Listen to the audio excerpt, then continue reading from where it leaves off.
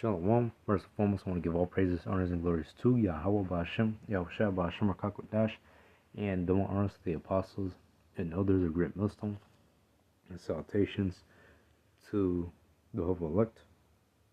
This is brother I'm Noah Allah from Gemma, Chicago, and come back with you with another lesson. Alright, going into a quick lesson about who runs the world today. Alright, and basically, alright, the wicked, alright, Esau Edom is the one who's running this world today, and specifically, the elites, all right, the top banker families, the Rothschilds, the Oppenheimers, the Morgans, the Rockefellers, and and etc. Those top banker families, all right, they run, this earth currently, because in the scriptures it tells you that the earth is given unto the hands of the wicked, all right, and the Lord, he set up Esau to be up in rulership, and the reason why is because us Israelites, or us so-called Black Latins and Native Americans, all right, when we went off against our power, we transgressed against him, and these curses were brought upon us to where the Lord puts our enemies over us. All right, they put us into captivity. We're basically still in slavery, unto this day. All right, modern day slavery. All right, as you can see how Esau runs this world today.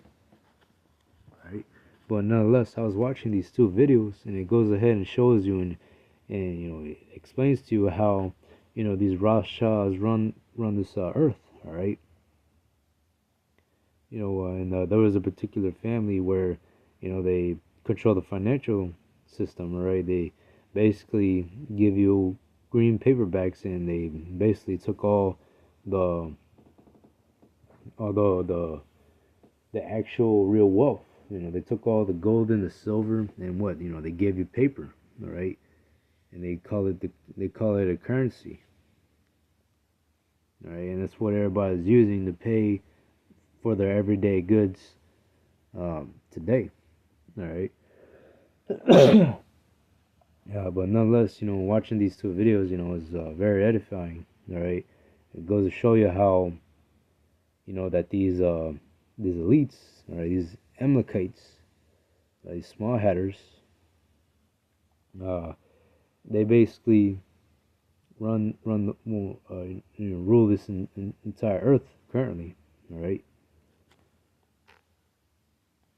But now let's go to Genesis chapter 27, verse 28. Because, this is what the Lord has blessed Esau with, all right, with the fatness of the earth. That's lucky. There's the wrong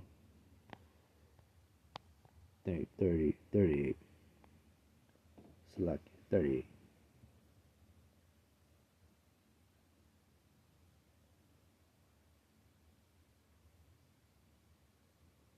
There it says, and Esau said unto his father, Hast thou but one blessing, my father? Bless me, even me also, O my father. And Esau lifted up his voice and wept. And Isaac his father answered and said, Behold,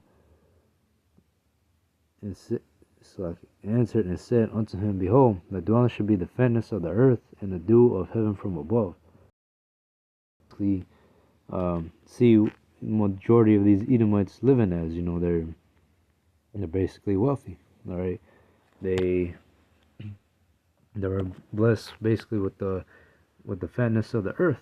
All right, they're not struggling as us minorities, us so-called Blacks, Latinos, and Native Americans are. You don't see, you go into a small hat neighborhood. All right, for an example, there's one in Chicago, of course, but you go into that neighborhood over there at Chicago, I believe it's somewhere around Skokie or some shit like that, probably.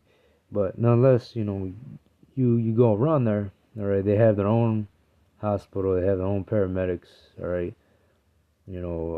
Majority of them, they have luxury cars, and it looks like they don't even work, all right.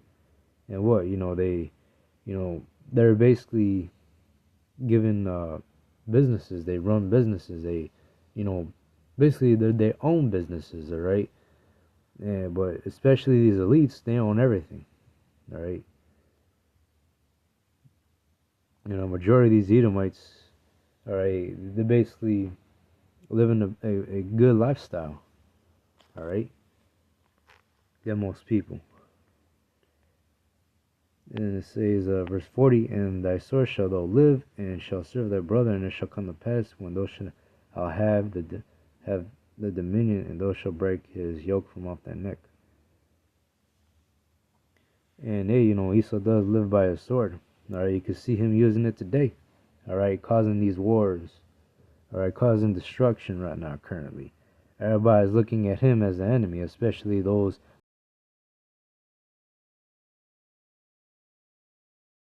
who he realized that the Bible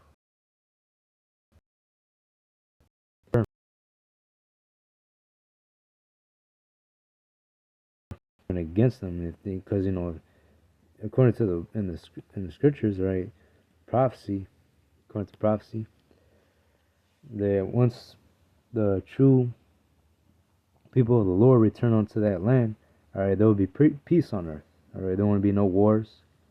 All right, basically, all our enemies will be uh, underneath us. Basically, they'll be serving us. All right, we'll have them uh, as slaves, but you don't see that right now currently over there in the Holy Land. Right? And that goes best with Isaiah chapter 14, starting with the first and the second verse. Right? It goes to show you that, hey, those people over there, they're not the true Hebrew Israelites that the Bible speaks of. And in Isaiah 14 and 1, it basically goes to tell you that the strangers shall be joined unto them. That's not talking about these other nations. That's talking about Israelites who are alienated, who are once unfamiliar with their true heritage, but coming back and returning to the true power.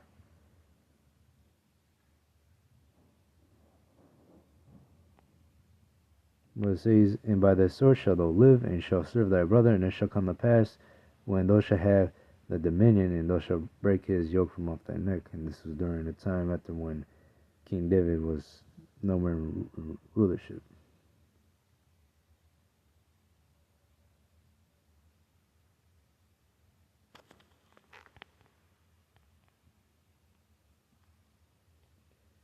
Unless, you don't see Edomites struggling. You don't see them having a hard time, but when you go into the ghettos, you go into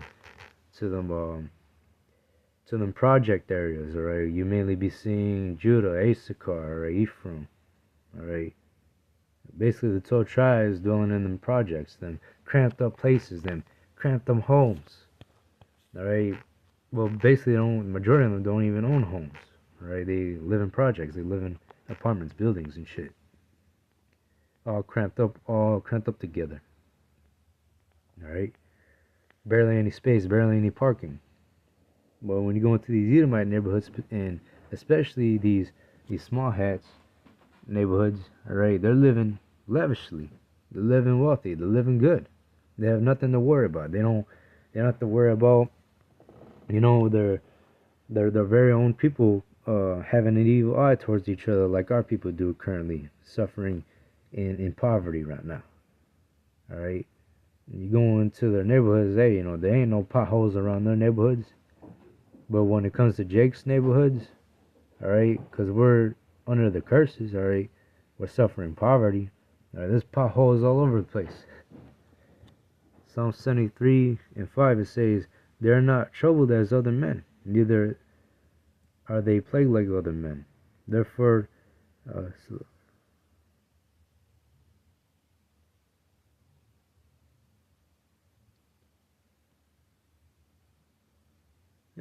therefore pride compasseth them about as a chain, violence covereth them as a garment. All right, and Esau, all right, they're living lavishly, like I said. All right, they have nothing to worry about. Well, but now they have something to worry about because the prophecies are coming to pass. But nonetheless, look at our people. All right, we're suffering poverty. All right, we're catching hell, going through these curses. All right, but when it comes to these Edomites, hey man, they have, everything was given to them. All right, that's the wicked who rule this world today. Well, I advise you to watch these two videos. It's very, very edifying. But yeah, ultimately, at the end of the day, Esau wants to offer the microchip the children of Israel. All right, because what, you see all these prophecies come to pass, and what, you're seeing that Esau is making major moves, especially creating tensions with other nations. All right, him coming down with great wrath. All right, he's even about to implement the RFID microchip, and that's exactly what he wants to do, because hey, he doesn't want our Lord Yahweh Bashem, Yahushua to return.